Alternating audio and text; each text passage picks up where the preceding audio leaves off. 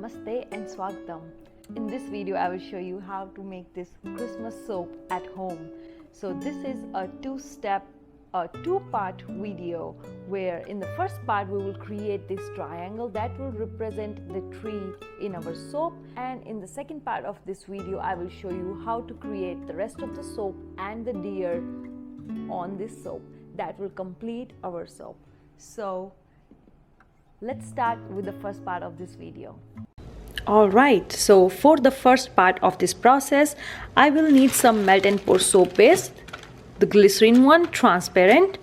I also need a container to melt the soap base and a spatula. I like to use silicone spatulas, and the plastic containers, if you decide to use, make sure it has number 5. So this is heat resistant and you can use it in microwave.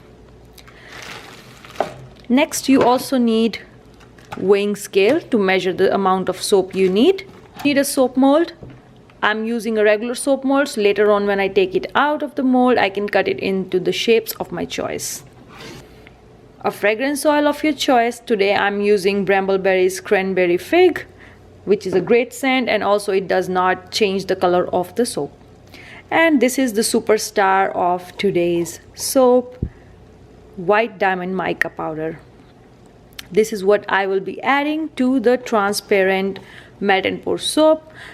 So first of all, I will measure the right amount of soap that I need. For this mold, I know I want to put 2 pounds of soap, so I will be melting 2 pounds of soap, and I'm not worried about leftovers because whatever will be my leftover soap after cutting the tree shape, I will use it for some other projects. But let's focus on this first, and I need to measure 2 pounds of soap. Let's see if I can fit it in this container. If not, I will change it to a bigger container. I don't think I can fit here. This is just 1 pound, and then I need another pound of soap. So what I will do is, I guess I will be transferring in this.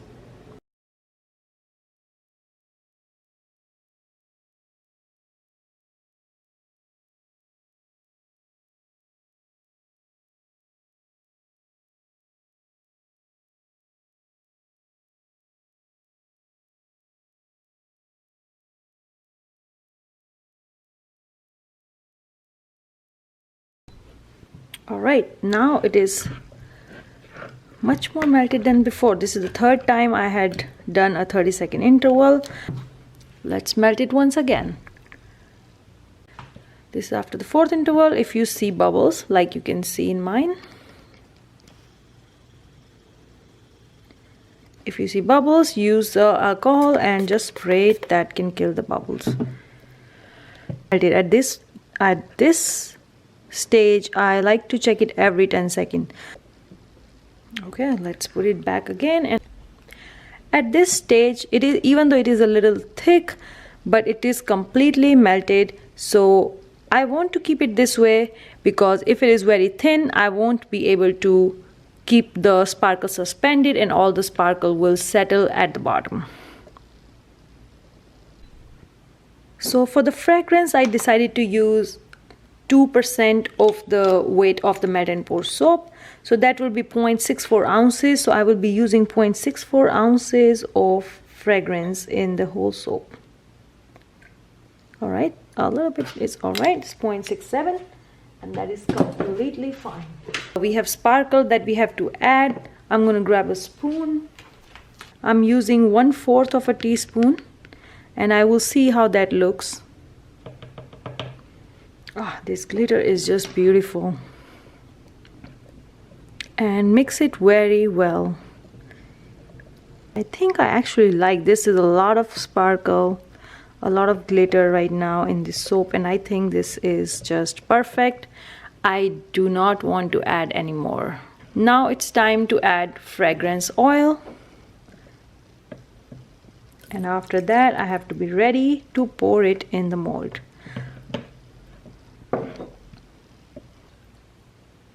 Look at that glitter, so beautiful.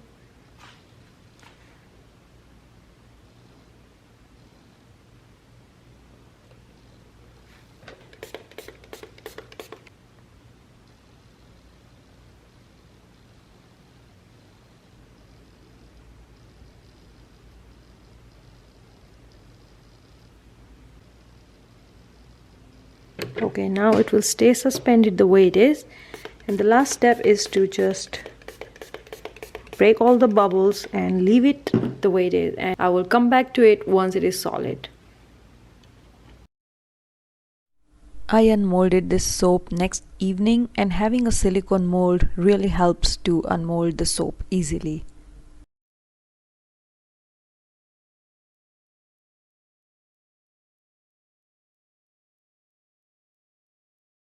Look at this sparkly soap, I just love it.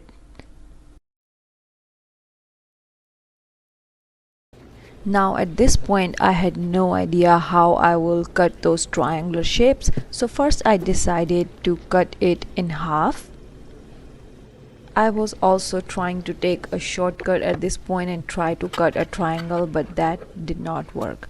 So first I decided to cut regular 1-inch bars from this soap slab, and after that I had to figure out how to cut triangles, but at least they were in 1-inch bar shape, so I knew no matter what I would be able to cut triangles out of them.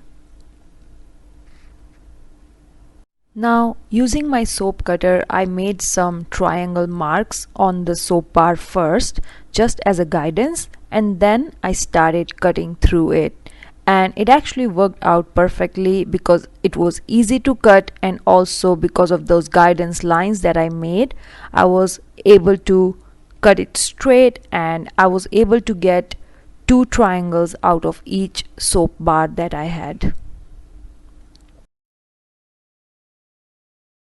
I cut rest of the soap using the same method.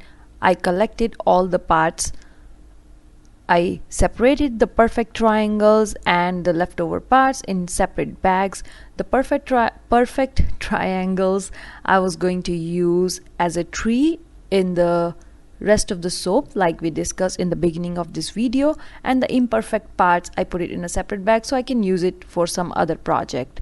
So for rest of the video, please go to the part 2 of the Christmas soap video, and we will continue rest of it there, and there is another interesting process that you'll get to see there. I'm working hard to bring these tutorials for you, so make sure you go check out the second part of this video so you can finish what you started, and that will help you finish this soap.